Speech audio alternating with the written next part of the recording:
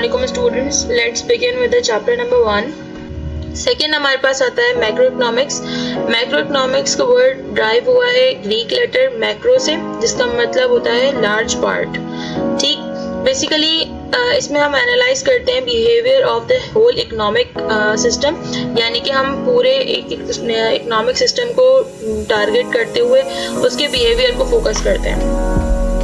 It deals with the national income and output, balance of trade and balance of payment, external value of money, saving and investment, employment and economic growth, trade cycle or business cycle in the economy, aggregate demand, aggregate supply and aggregate output, general price level।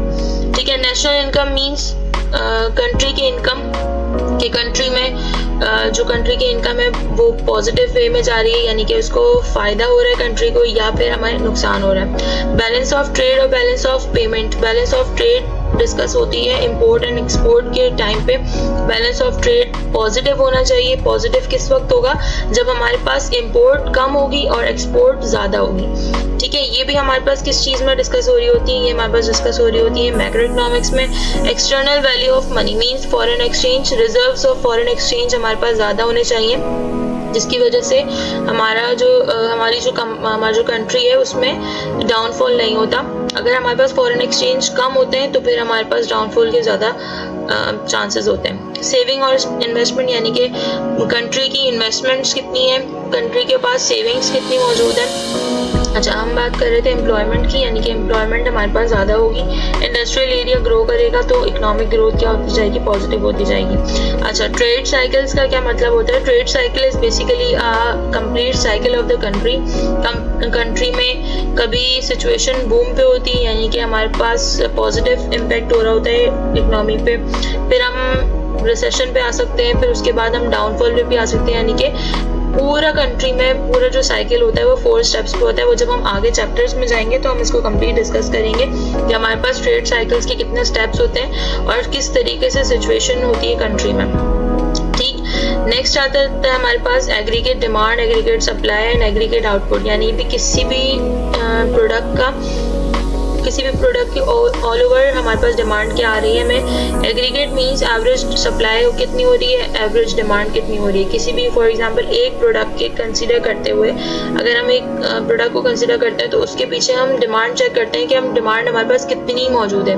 हम किसी एक individual के ऊपर demand की consideration नहीं करेंगे, क्योंकि अगर हम एक प्रोडक्ट के अकॉर्डिंग एक इंडिविजुअल की डिमांड कंसीडर करेंगे तो that is consider as a micro economics. और अगर हम पूरी सोसाइटी या ह्यूज अमाउंट ऑफ पीपल की अगर हम डिमांड कंसीडर करते हैं, that is basically in the micro economics. ठीक है, जनरल प्राइस लेवल यानी कि किसी भी प्रोडक्ट का प्राइस जो है वो अप एंड डाउन होता है, तो उसकी कंडीशंस क्या मौजूद हैं या उसकी कंसिडरेशंस क्या मौजूद होती हैं, तो ये भी हम डिस्कस किस में कर रहे होते हैं? मैक्रो इकोनॉमिक्स में।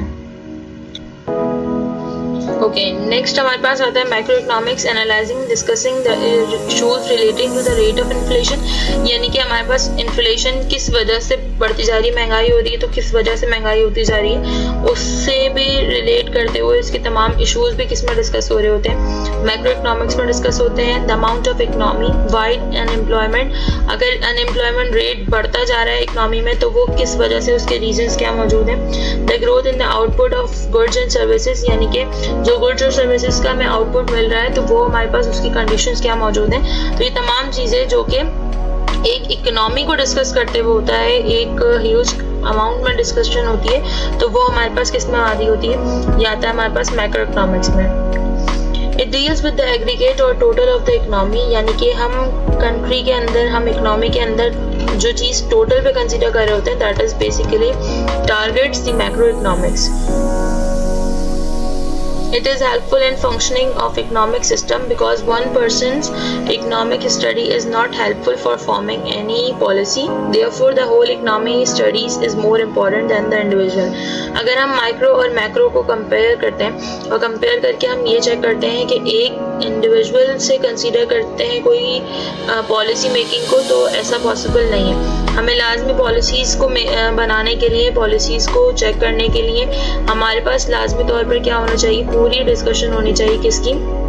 एक होल इकोनॉमी की। तो अगर हम एक इंडिविजुअल को टारगेट करते हैं तो इंडिविजुअल को टारगेट करने से, उसको स्टडी करने से हमारे पास किसी भी कंट्री की पॉलिसी मेकिंग नहीं हो सकती। लेकिन हमें तमाम जो है इंसानों के बिहेवियर को देखने के लिए, हमें तमाम इस चीज़ पर डिस्कशन करने के लिए कहाँ गो थ्रू करना पड़ता है, हमें जाना पड़ता है मैक्रो इकोनॉमिक्स की तरफ।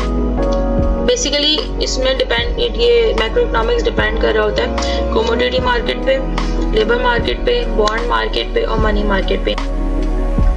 अभी जब हमने डिस्कस किया था तो एक इंडिविजुअल के ऊपर, इंडिविजुअल की स्टडी को डिस्कस किया था, तो बेसिकली माइक्रो इकोनॉमिक्स को कहा जाता था प्राइस थ्योरी। ठीक है, जब हम मैक्रो इकोनॉमिक्स की बात करते हैं तो मैंने डिस्कस किया था कि macro economics is basically a whole income के ऊपर बात कर रहे हैं हम। ठीक है, तो macro economics is also known as theory of income, यानी इंडिविजुअल की बात करें हम, यानी सिंगल की प्राइस की बात करें तो माइक्रो इकोनॉमिक्स में आती है, और अगर हम इंडिविजुअल की बात नहीं करें, होल को कंसीडर करें, तो वो हमारे पास आ जाती है इनकम, जो आती है मैक्रो इकोनॉमिक्स में।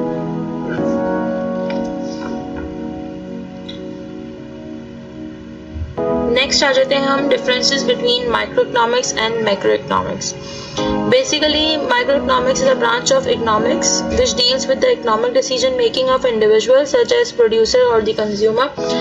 जब हम माइक्रो इकोनॉमिक्स की बात करते हैं तो ये किसी भी इंडिविजुअल के ऊपर बात हो रही होती है, चाहे वो प्रोड्यूसर हो या फिर कंज्यूमर, उन्हीं के डिसीजन मेकिंग के ऊपर बात होगी। लेकिन अगर हम उसी से ऑपोजिट मैक्रो इकोनॉमिक्स में जाते हैं तो macro economics is deals with the aggregate and average of the entire economy, यानी इकोनॉमी को, एवरेज को, इकोनॉमी के एग्रीगेट को कंसीडर कर रही होती है, जिसमें हम कंसीडर कर सकते हैं नेशनल इनकम भी या फिर एग्रीगेट आउटपुट। ठीक है, सेकेंड पॉइंट आता है हमारे पास, it takes into account small components of the whole economy, यानी कि माइक्रो इकोनॉमिक्स में हम इकोनॉमी के स्मॉल कंपोनेंट्स को कंसीडर करते हैं। तो एग्जांपल मैंने आपको पजल्स की दी थी कि अगर हम पजल की बात करते हैं तो पजल के स्मॉल पार्ट्स जो होते हैं वो बेसिकली माइक्रो इकोनॉमिक्स है, और अगर कंप्लीट पजल्स को हम ज्वाइन करके एक कंप्लीट पिक्चर शो करते हैं, that is basically a macro economics. तो पॉइंट नंबर 2 अगर हम मैक्रो इकोनॉमिक्स में डिस्कस करें तो it takes into consideration the economy of any country as a whole consider करते हैं तो हम मैक्रो इकोनॉमिक्स आ जाता है।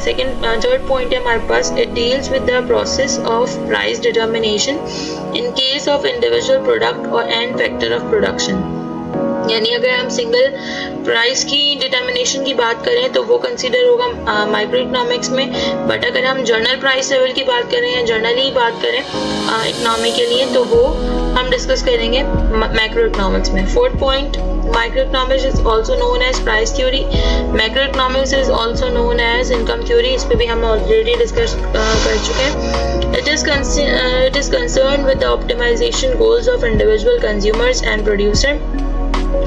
It is concerned with the optimization of the growth and process of the entire economy, यानी कि अगर हम किसी भी एक इंडिविजुअल के गोल्स को डिस्कस करें तो वो कंसीडर होगा किसमें, माइक्रो इकोनॉमिक्स में। लेकिन अगर हम ग्रोथ की बात करें, पूरी इकोनॉमी की ग्रोथ की बात करते हैं तो उसके प्रोसीजर को डिस्कस हम करेंगे किसमें, मैक्रो इकोनॉमिक्स में। It studies the flow of economic resources or factors of production from any individual owner. It studies the circular flow of income and expenditure between different sectors of economy. ठीक है, अगर हम बात कर रहे होते हैं फैक्टर ऑफ प्रोडक्शन की कि सिंगल ओनर है, उसके फैक्टर ऑफ प्रोडक्शन है, फैक्टर ऑफ प्रोडक्शन में आता है land, labour, capital and organisation. तो उस एक इंडिविजुअल के अकॉर्डिंग उसका पॉइंट क्या होगा, और एक अगर हम इनकम और एक्सपेंडिचर हम डिस्कस करते हैं इकोनॉमी के डिफरेंट सेक्टर्स में तो उसका इम्पैक्ट क्या होगा, तो वो दोनों चीज़ें हम दोनों एक इंडिविजुअल के ऊपर बात करेंगे तो हम माइक्रो इकोनॉमिक्स में आएंगे, और अगर हम इंटायर इकोनॉमी की बात करें या डिफरेंट सेक्टर्स की बात करें तो वो हम डिस्कस किस में करेंगे, मैक्रो इकोनॉमिक्स में। Microeconomics theories help us in formulating appropriate policies for resource allocation at the firm level. Macroeconomics theories help us in formulating appropriate policies for controlling inflation and unemployment, यानी micro economics की जो theories हैं वो हमें resources की allocation बताती है कि अगर हम एक फर्म में है तो हमें अपनी रिसोर्सेज को किस तरीके से यूज़ करना है, किस तरीके से एलोकेट करना है। लेकिन अगर हम मैक्रो इकोनॉमिक्स की बात करते हैं तो मैक्रो इकोनॉमिक्स हमें डिस्कस करते हैं कि अगर हमें फॉर एग्जाम्पल इन्फ्लेशन को कंट्रोल करना है या अनएम्प्लॉयमेंट को कंट्रोल करना है तो उसके क्या क्या प्रोसीजर्स हो सकते हैं।